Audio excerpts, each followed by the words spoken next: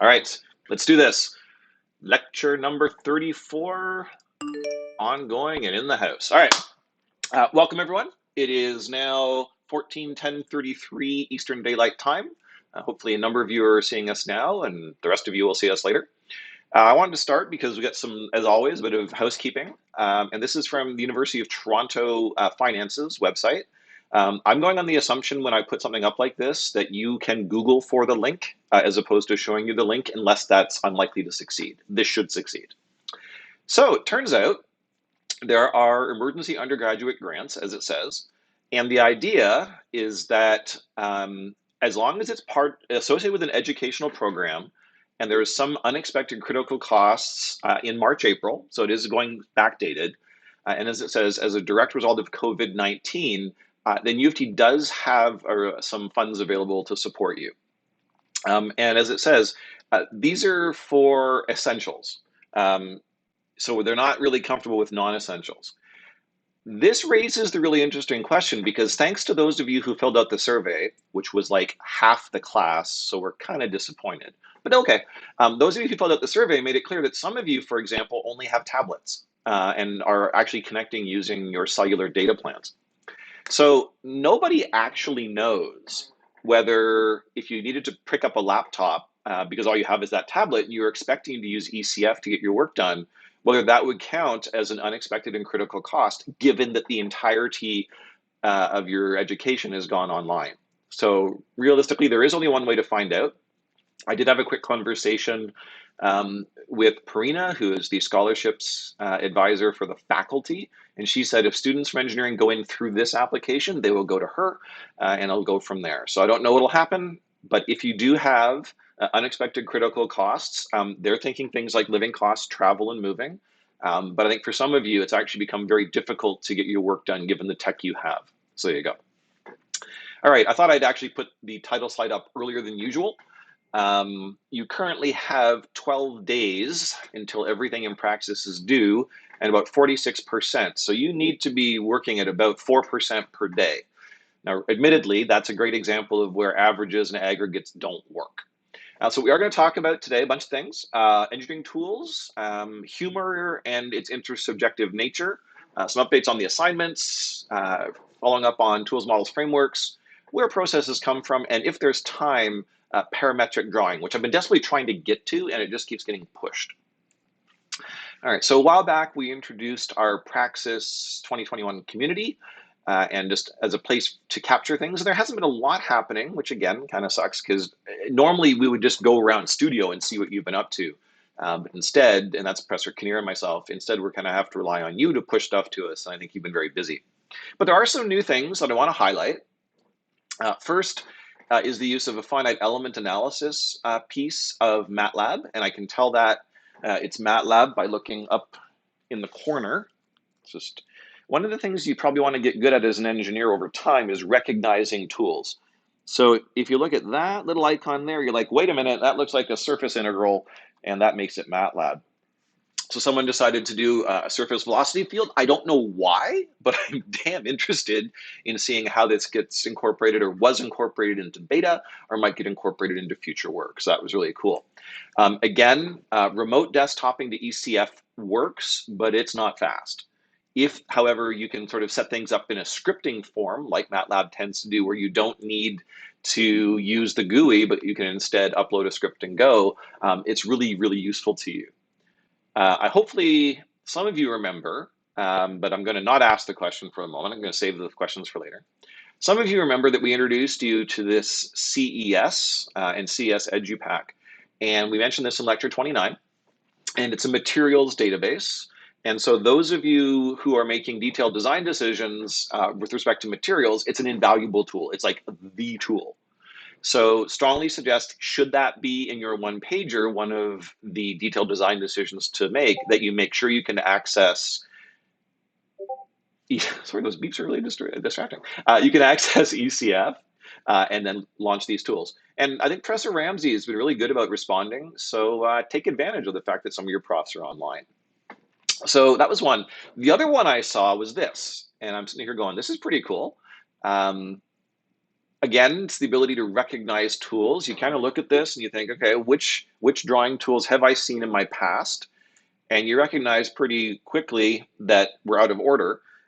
It is SketchUp, so that's a fact. And an opinion, this is not really a solid modeling tool, and nor is it parametric. And we've talked parametric before because I keep wanting to get there.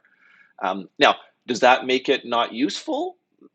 I'm not willing to go there. Looking at this, I can tell, for example, that the team is suggesting using a DSLR camera, that the team is suggesting making a set of very easy to use mounts, because I can tell or usability is a factor because of the wing nuts. I can tell that they're looking at a fixed kind of solid, looking at the size, the dimensions here, I'm guessing this is not going to move too much. Would I make it out of wood? I don't know, but the team has chosen to, and they've put the laptop there. So, and I'm guessing, and I don't know this, that the laptop is over there because the screen is going to be emitting tons of photons, and they're trying to protect the area in which there's going to be doing the scan. So, with that said, what else can we say? Well, this is where we can start to have opinions. So I had my opinion, this is whatever. And a perfectly good response is, yeah, but it's what I had. It did what I needed when I needed it. So I got done what needed to get done with the tools I had. So back off, this is good engineering. All right, so then, sure, I accept your point for now, excuse me, but there's this thing called technical debt, which is all the decisions you make that end up hurting you in the long run. And you're gonna have to pay it down by redoing this in a real tool if you ever want to actually create proper engineering drawings, do finite element analysis. The choice of this tool may be perfect now for what you needed, but in the longer term, there are going to be issues. And so the big thing is to plan to eventually have to pay down this notion of technical debt. And you can Wikipedia, Google that if you're so inclined. And what I want to emphasize here is that I have my own values. From my position, my value system, I would actually not use SketchUp. I would do it out of foam core or something, because I see SketchUp as creating this debt. So I will put on the table that the top there is what you might want to call a hacker maker mentality. I had an immediate need, I got it done right now. And the engineer mentality might still, this is key, they might still have gone with SketchUp, but they did so with the awareness of the consequence. And that's what we really want to get you thinking about, is not simply get it done, but what are the longer term consequences of getting it done? And that would be a great example, choosing, for example, to use SketchUp because you have it, or to learn a new tool. That would be a great example of a detailed design decision. So had a post, and we're like total thumbs up to this post, super happy with the idea here. And I just want to dig into it a little bit. This idea that, this is something that would have been fun to do for Showcase, this idea of let's choose a microcontroller, or let's choose a programming language. Just wanted to check if it fell under the expectations, and it does. And I want to really, really emphasize, it's actually really hard to pick a microcontroller, because fundamentally the only thing Arduino has going for it, my position, my values, is a lot of very, very, very bad, but very, very accessible sample code. So if you want to get it done with the tool you have by just going and Googling and stack exchanging, Arduinos are great. If you want a community that is a little less get it done and a little more there are consequences, and if you want to deal with things such as power and compatibility and other issues that I don't even know, right? This isn't even my area, but I know that it's not just take the Arduino because it's there. So what we want you to do is to put the kind of rigor into that decision about microcontrollers or materials or fasteners that takes into account technical facts, takes into account science and engineering and what you've learned in order to make the call. So this is totally what we want to do. And those of you who are curious about VI versus Emacs, get in there.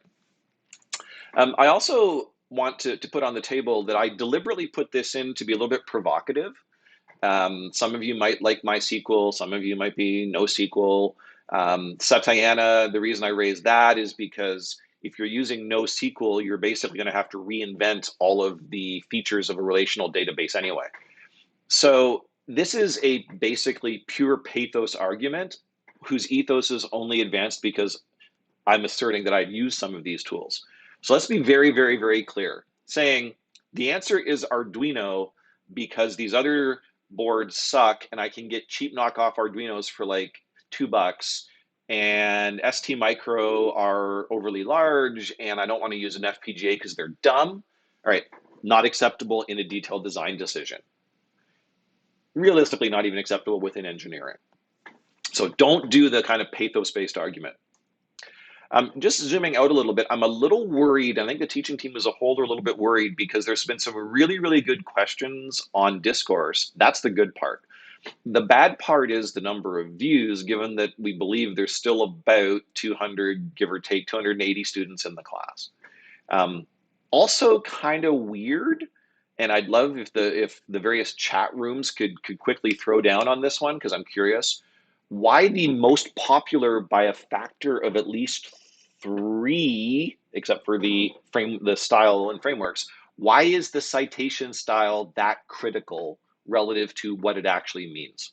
So it's now 14:21:33, and I'd like to get some thoughts into the chats as to why citation style is like the thing that people wanted to look at. So let's see what the chat rooms have to say.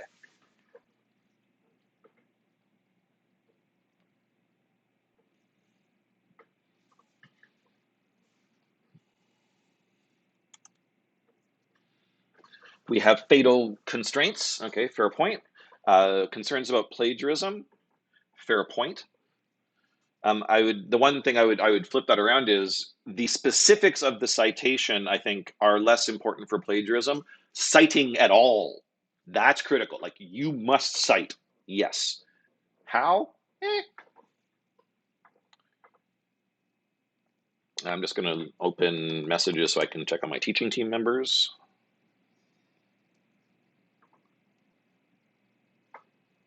So far, so good. Where'd that go?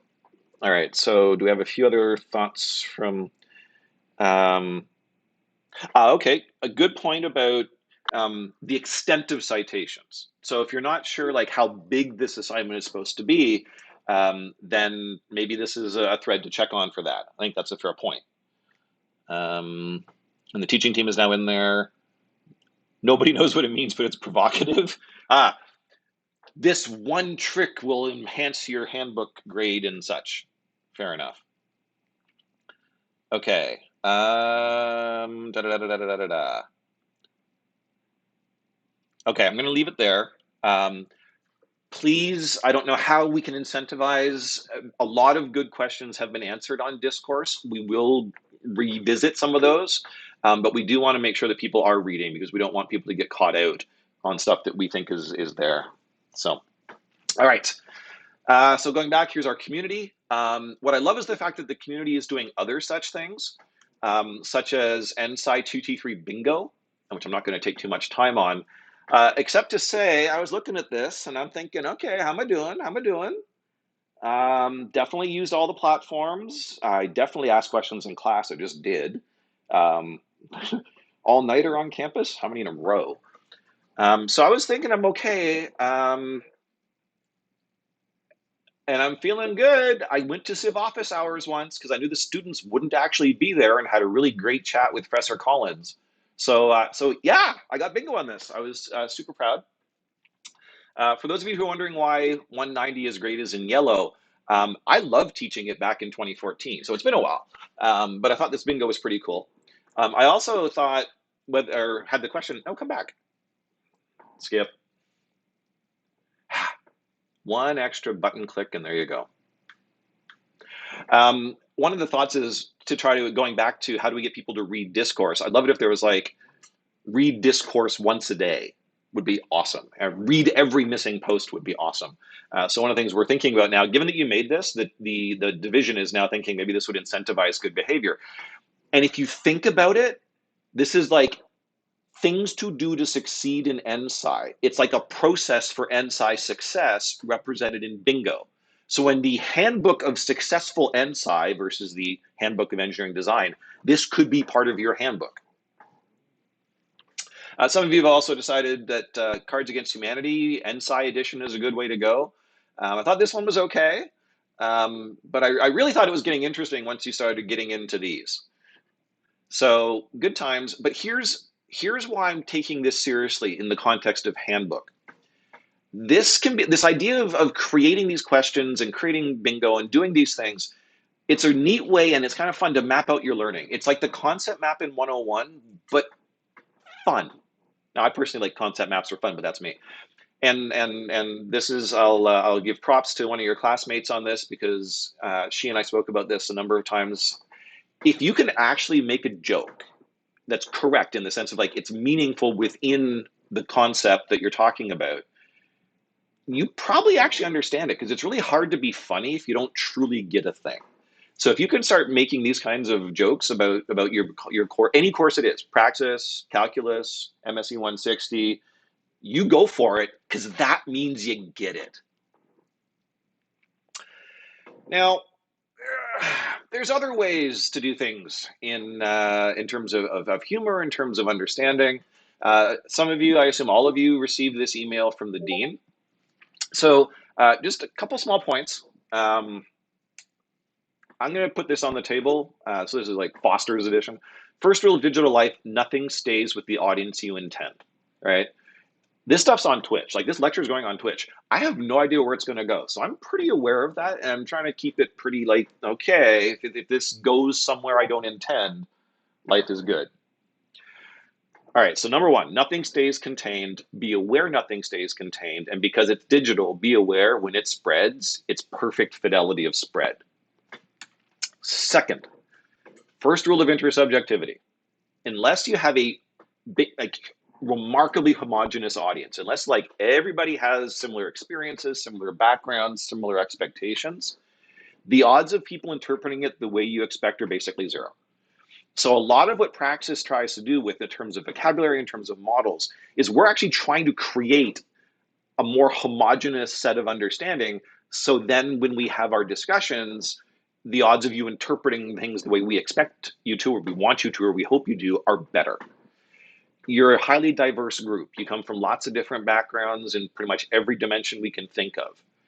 Because of that, you have to be cautious that people may or may not interpret things the way you intend, at which point you end up in situations where what within one community looks like, yeah, this is actually kind of funny, it doesn't work outside of that.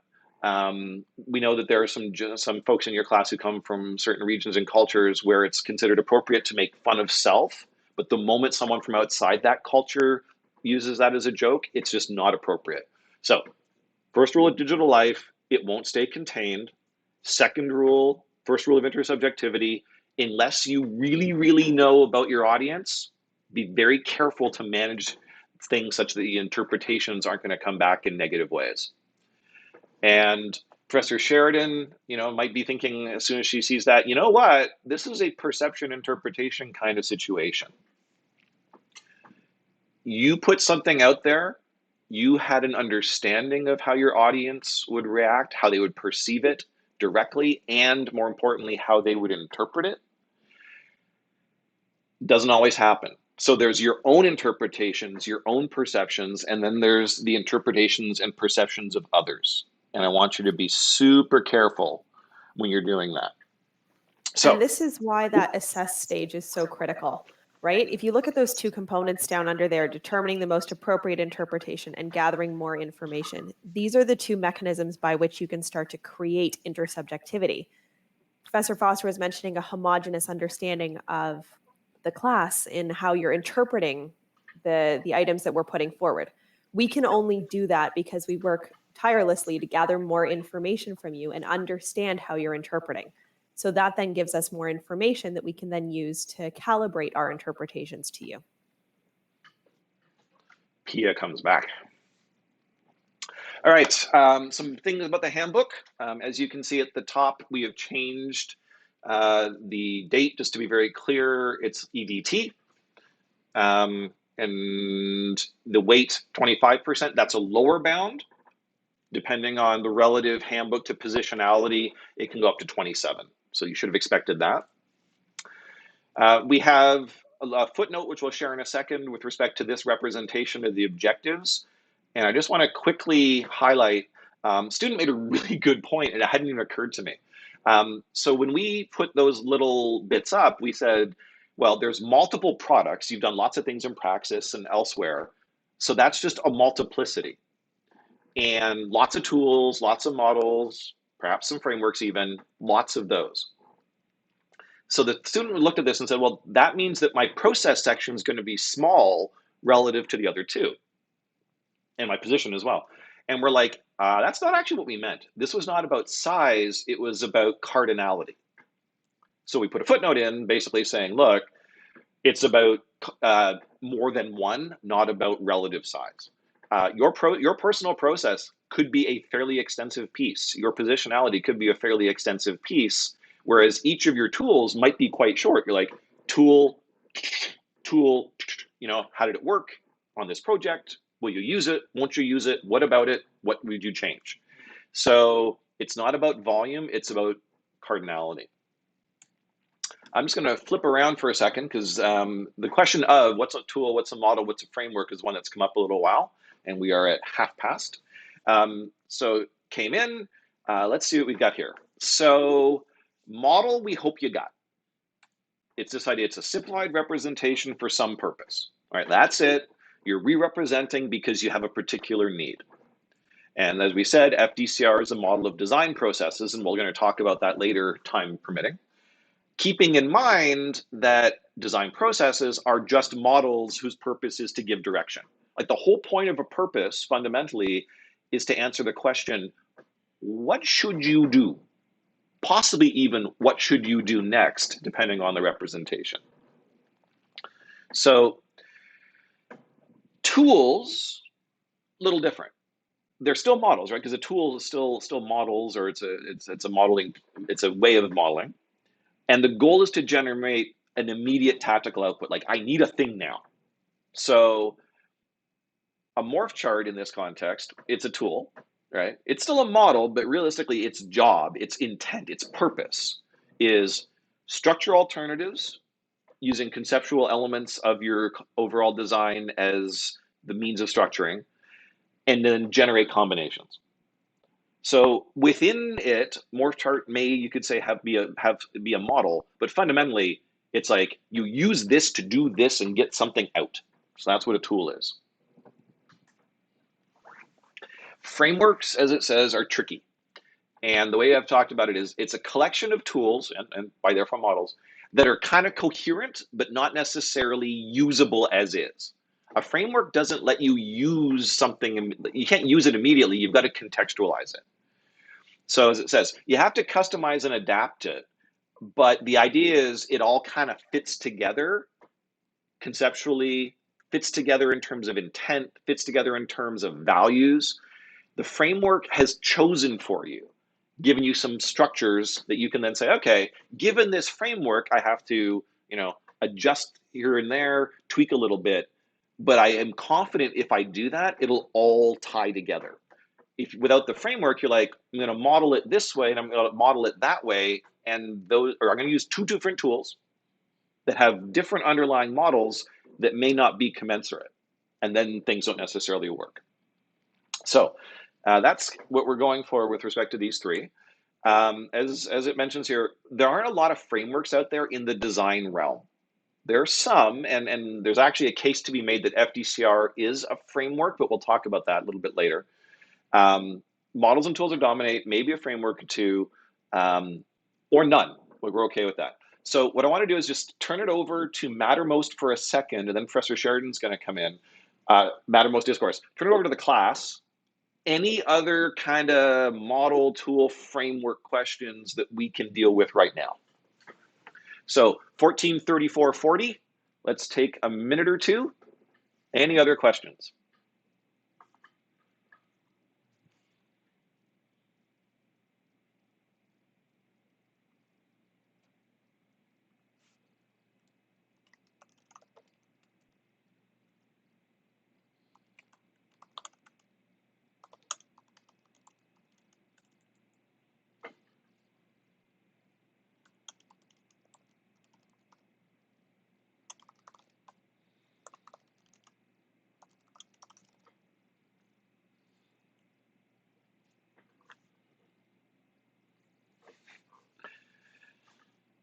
Da, da, da. Okay, Professor Kinnear is helping some of the questions. You talk, da da da, da. Handbook. Okay, so we have one, is a tool a type of model, but a model is not a type of tool? I'm gonna have to think about that. I would say that a tool is a type of model, yes, with a particular intent of providing a particular output. Um, could I argue that a model is also a tool and that a model exists to accomplish a particular outcome?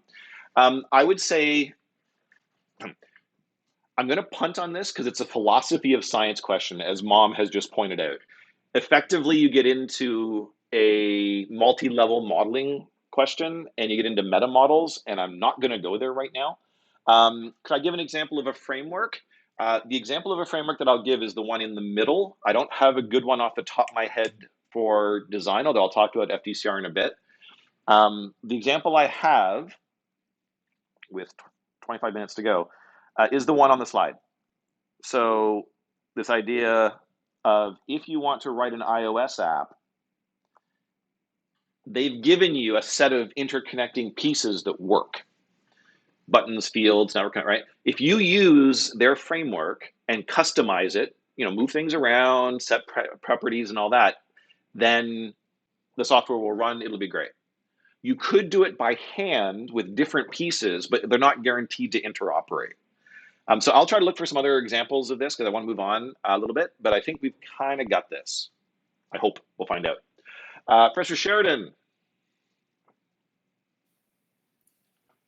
Please click advance. Advancing.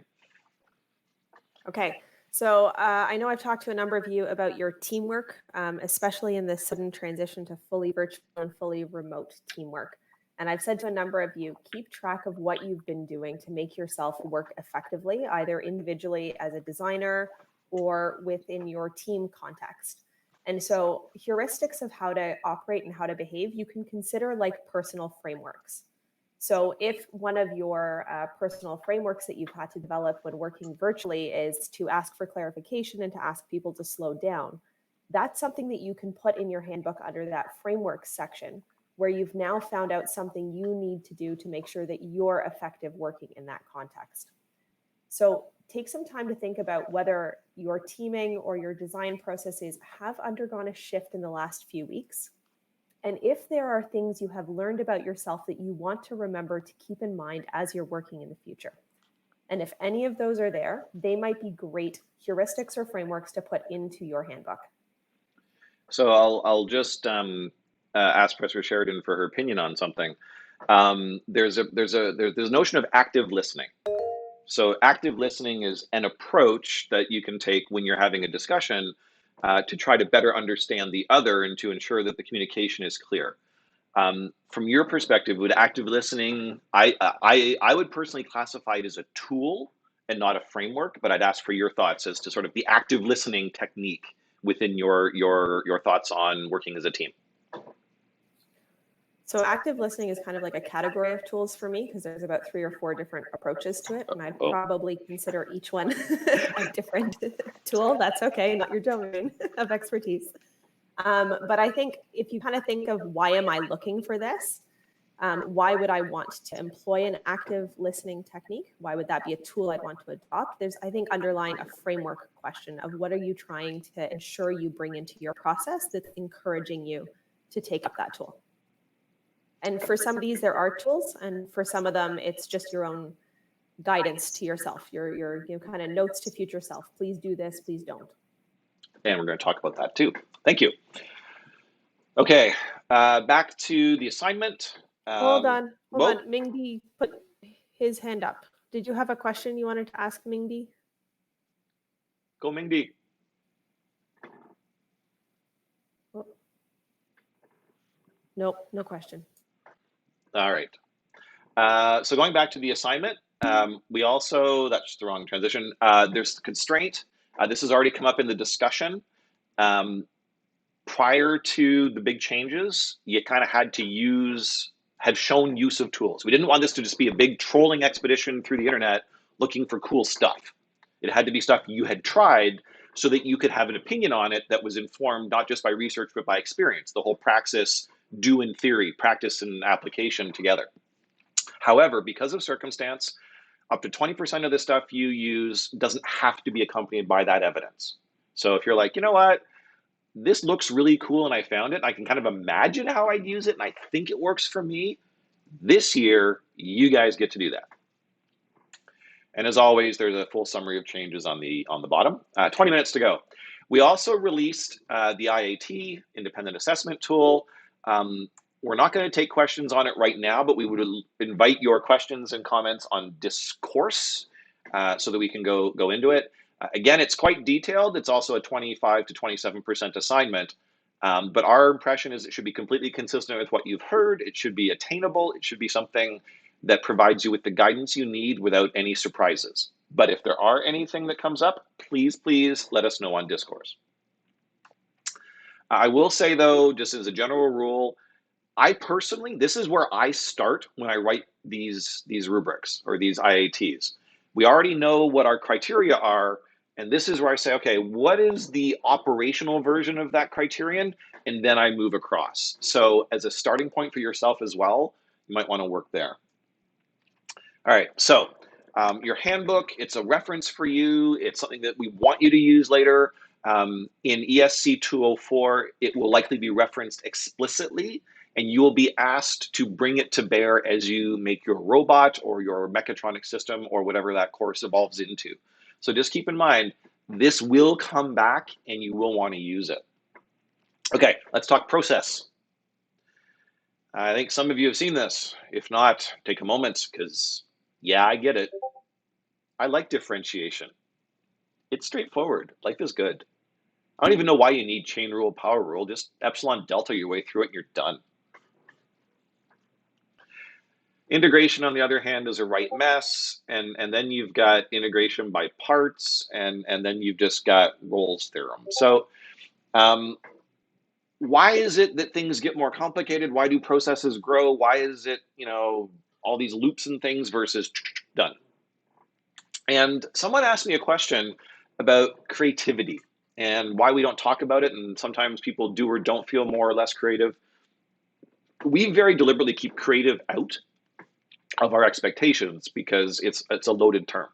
So this is a research paper from a few years back from the journal Design Studies, talking about what's up with engineering design and creativity. Is it the same? Is it different? How do they link? And so, of course, being like a student, we looked at the table. And interestingly enough, it's like, you know what? That looks eerily familiar. There's a framing phase, a divergence phase, they call it generation, converge, and represent. So the FDCR model, which was developed prior to this paper being written, turns out actually maps to it pretty well. But then if you look around and you start digging in, it's like, holy carp, what's all this other stuff? So we'll just put FDCR back in. But there's all these extra levels to this. There's like establishing needs and analysis and investigation of need and test for feasible. Like, why have they gone from this nice, simple FDCR into this whole mess of stuff? And this is the easy stuff. This isn't even getting into great detail. 15 minutes. Keeping in mind, as we've said before, it's basically fractal. So you do all these things and you do these to the subelements and you do these to the subelements. And the next thing you know, you're running a design process on the particular measurement system you're going to use to establish the metric for the previous level. And we talked about this before in the sense that you just keep going and going and going. Let's talk detailed design for a second, which we've done before, and let's actually talk fasteners. Just doing a quick check of a message that came in. Don't want to lose track of things. Good. NASA. We love NASA. Fastener design manual. Let's do it. Okay. This is one of, I think, this is engineering in a nutshell. Engineers know it's never as easy as it looks because you've got all sorts of factors that no one else even knows to look for. Your scientific and technical education is there so that you actually think about these things, and it's really stressful. All right, let's keep going. Got general guidelines. Oh crap. We have 1, 2, 3, 4, 5 military standards, along with a number of military guidelines. I got a lot of reading to do if I want to do rivets and lock bolts. I thought I'd go online because I was getting a little desperate to find out what even makes up a screw. Right. So imagine that you're doing your bridge design. You got your high level concept. You're like, I'm doing a cable stay. How are we actually screwing the handrail into the side of the deck? Say, all right. So I got some diagrams looking good. Okay. So a screw can be broken down into these different components: drive, head, thread, point, attach washer, vibration, all of which ANSI standardized on the dimensions. And there's the Industrial Fasteners Institute Fastener Standards book. So imagine, like, literally your boss has said, how should we screw this thing together? And you want to do this like an NSI. All right, step one. What kind of drive? Cross recess, slotted, combination, square, tamper-proof, slotted, hex, tamper-proof, hex, lobe, and there's probably others. And posy. I don't even know what posy is, but who cares? Some of which you can buy the drivers for, some of which you can't, some of which in the US, like the square drive, and I'm going to get this wrong, someone help me. The Robertson was developed in Canada, and in Canada it's a standard screw, standard drive, and in the US it's considered a safety screw.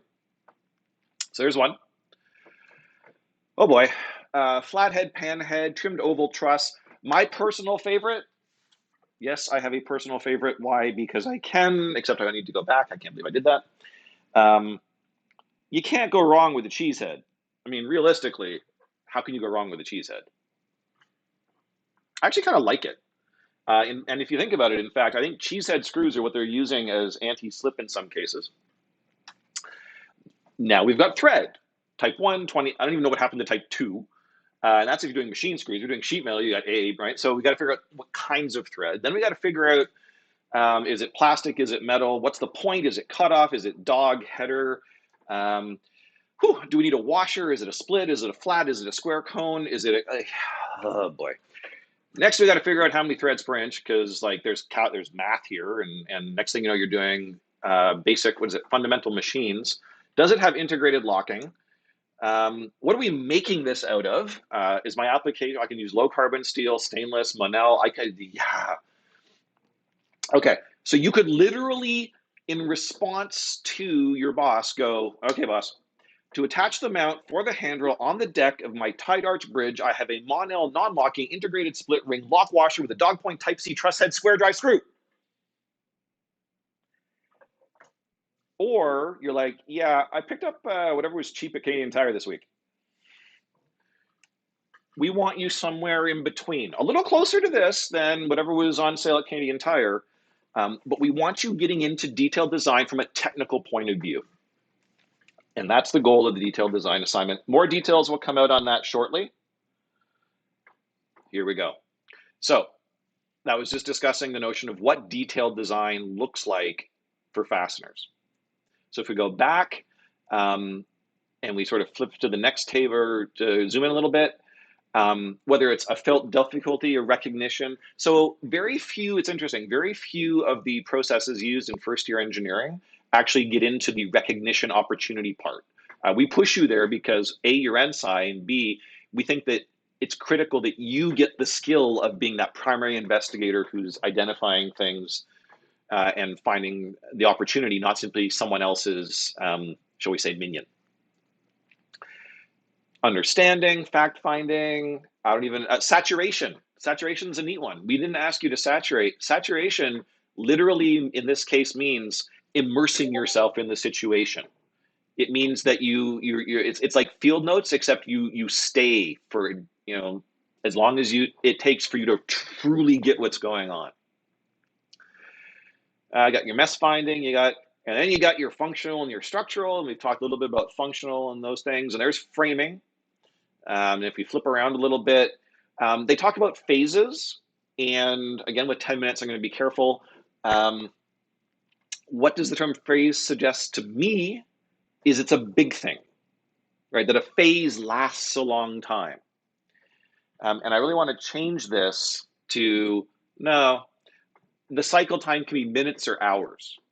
It'll get longer as your concept is more detailed, your prototypes get better, and so on. But phase, think of it more as a focus or a framing. I'm in the generation phase because I'm trying to get expansion. I can do that in 5 minutes. I can do that in 30 seconds. I can do that in 6 days or 6 months. It's not about time. And we've talked about this. Move fast, try things, explore, and then slow down as necessary. All right, just a quick point, and we talked about this already, between divergent, convergent, you know that you're cycling there, but you also have to cycle between divergent and transformation, this idea of maybe you got to go back and reframe, and we've talked about that as well. So you've done a lot of this. So let's ask the question. We could just say FDCR, and earlier I suggested that, well, isn't FDCR kind of, sort of like, it's a model, but is it almost a framework into which you can subdivide and do these other things? So I'm going to put this out to the room. It is 145140. Why would the authors do this? What would cause these people to go from this glorious FDCR into identify needs, plan for process, review state of the art, synthesis? Why? Hypothesize, please.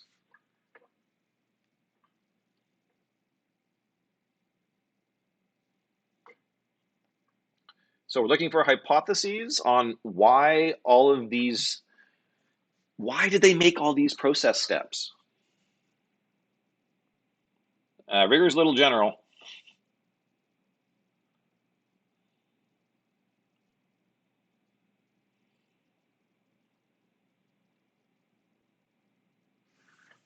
I like the use of intersubjectivity as a general purpose answer, but I could use a little more as to why.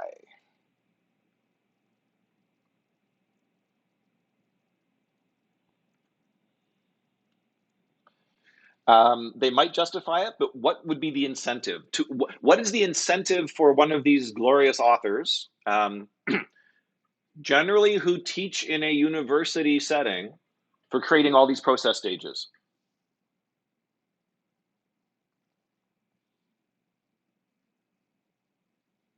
Okay, less vague or open to interpretation, which you can kind of go either way. It's like, is that a good thing or a bad thing? Maybe they felt, look, the intent of a design process is to help me know what to do, and this doesn't let me know what to do. So again, the ambiguity point. Concrete steps, easy to apply, can't argue that. Probably trying to be important. Nature of the process and outcomes, fair enough. So I'll give you, I'm gonna maneuver the discussion. They're all academics who teach engineering design to undergrads. Why would they say, damn it, you have to predict the outcome? Why would someone who teaches undergrads do this? It's professionals learn from this, and there we go.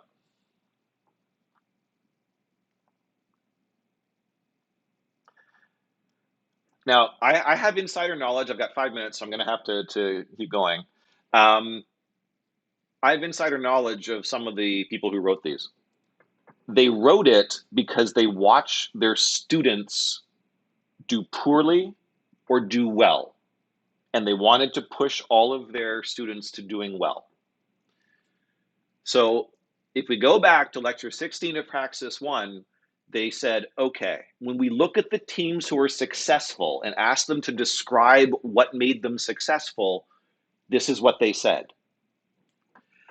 And when it went horribly, horribly wrong, and they're like, man, why did this go wrong? Because they didn't do this. So all of these process models fundamentally come down to, let's start with FDCR, and then based on our experience as instructors, our students' experience, what are the things that if they do it are more likely to cause things to go well? And what are the things that if they don't do it tend to cause things to go poorly? So that's what we want you to do in your handbook for your process. Let's go back. Student handbook. One quick point. Should represent your personal engineering design visually. Why did we do that? Well, a number of reasons. One, we want you to learn different representational forms. But let's take a look. So this is Archer. I don't know why programming is there, but sure. Programming, really simple. Got some loops, got some back going. I like the fact that there's gaining experience in there. Here's the Museum of Science in Boston. Ask, imagine, plan, create, improve. Why does no one have do math and science to it? This one, which is a little hard to read, I'm afraid. This was the one that my master's supervisor came up with at Systems in Waterloo. Development of design criteria, definition of problem, need analysis, more detail phase, He was an optimization person, so he liked mathematical optimization, which is why number 7 was there. And then you have this kind of messy thing that basically says from anywhere you can go anywhere, and you need the interpretive guide to that for what these different phases are. But here you go. Here's just a bunch of graphical representations of design processes. So the first thing I want to say is, if anybody ever says, you ever hear someone going, the engineering design process, I always do this just because I'm a pain in the butt. I'm like, so you're using a singular, but there's hundreds of them. So which one? There is no the engineering design process. It's a hoax. What there is risk management. The risk of missing something awesome, the risk of it going horribly wrong. Everything about process I will put on the table at this point is about the management of risk. So if we go way back, lecture 2, is this level, again, rhetorical question with 2.5 minutes, how useful is this level of abstraction? It's useful for me as an instructor, so I guess I should say, to whom and in what context. As an instructor, it's great because as long as all 4 of those elements are there, you can, as students, do whatever you'd like, subject to it making sense. It's not that useful as given.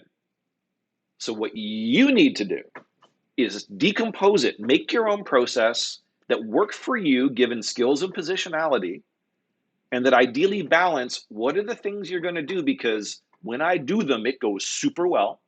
And what are the things I'm going to do because if I don't do them, it doesn't go so good. That's your job in part in the handbook. All right, 1.5 minutes. We showed you this in lecture 30, the crazy number of places where we see students. And we got to add to it Instagram, because Dean Yip is there, Google Hangouts you've used, and there's another one that's there. This is kind of overkill, but we'd like to meet you where you are. So our job is to be where you used to be. I will be here, and I've had some people suggest, can we start at Blackboard Collaborate and have breakouts, and that's great. Fundamentally, wherever you're most comfortable, I'd like to be to help with the one-pager. We're working through the rubric now. It should be posted, should be finished as soon as we can get there. But this Saturday, I'll be online, and this Sunday, and there's Microsoft Teams. And in my last, moments or two, I want you thinking about this because I want to get you there. If I were to ask you how to draw a rectangle, there's a number of ways you can conceive of it. And I want you thinking about how you're conceiving of it, because I have talked parametrics and I've talked parametrics, and I want to introduce you to a really cool technique that is an engineering way to draw a rectangle. With that, as we get our countdown, thank you all for being here. Those of you, thank you for participating. Hopefully that helps with the big 25% handbook. Discourse has a number of things there for the one-pager. More is coming. And it's 15 hours. It's 15 hours. Have a good one, everybody.